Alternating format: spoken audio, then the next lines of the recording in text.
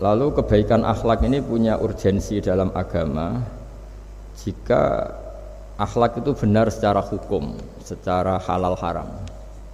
Ini yang jarang orang mengingatkan. Jadi misalnya begini, senyum itu sunat itu ya, baik gitu ya. Oke, kita sepakat senyum itu sunat. Tapi para penipu itu juga senyum. Karena kalau tidak senyum itu tidak bisa nipu gitu. Mungkin wanita nakal ya juga senyum. Orang-orang bisnis yang bodong biasanya cara ngerayu juga pakai senyum. Maka senyum ini berstatus nilai ibadah setelah kepastian target itu halal atau dalam konteks sesuatu yang disahkan agama. Sekali ndak, maka yang menjadi tidak halal.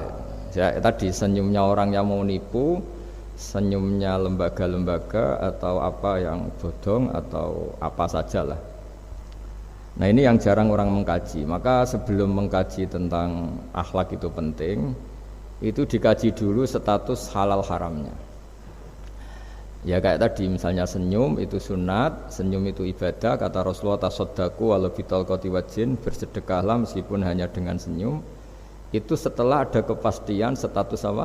Halal. Tapi jika orang itu mau nipu itu juga pasti senyum gitu. Orang yang mau menggoda lelaki juga pasti senyum, lelaki yang goda perempuan juga senyum. Dan kadang konteksnya tidak dalam hal-hal yang dibenarkan syara.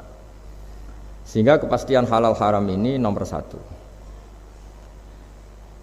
Terus kedua, akhlak ini yang menurut disiplin fikih ini memang agak jelimet ya, tapi nanti Anda mudah memahami. Akhlak, misalnya ekspresi senyum atau ceria, itu dianggap sunat. Kalau dalam fikih dianggap sunat. Sunat itu ya tidak sampai wajib. Tapi ada konteks tertentu yang sunat ini menjadi wajib. Misalnya kita sebagai dai ya, sebagai ustadz itu, orang-orang yang nakal ini bawaannya senyum, ramah itu. Tapi kita yang ustadz ini bawaannya merengut, cemberut, sehingga kecenderungan orang itu ngidolakan yang nakal wali wasallam. Nah ini penting saya jelaskan supaya orang itu bicara akhlak. Akhlak itu tadi sudah saya katakan, senyum itu baik, ramah itu baik. Tapi setelah status hukumnya itu halal gitu, ya.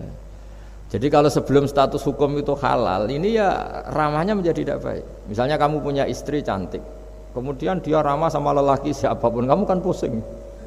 Terus alasannya ramah itu baik.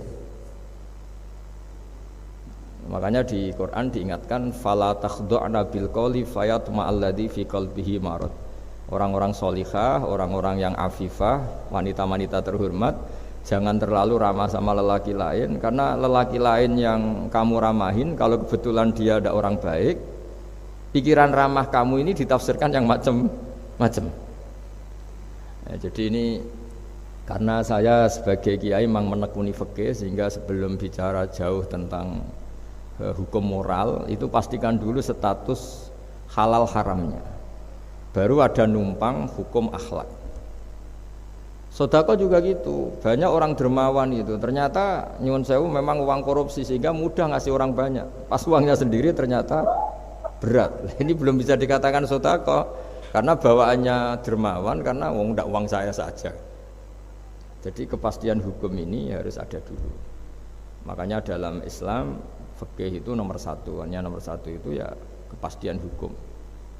Baru di level aplikasi hukum itu penerapannya, tatbikinya kalau dalam bahasa Arab butuh akhlak.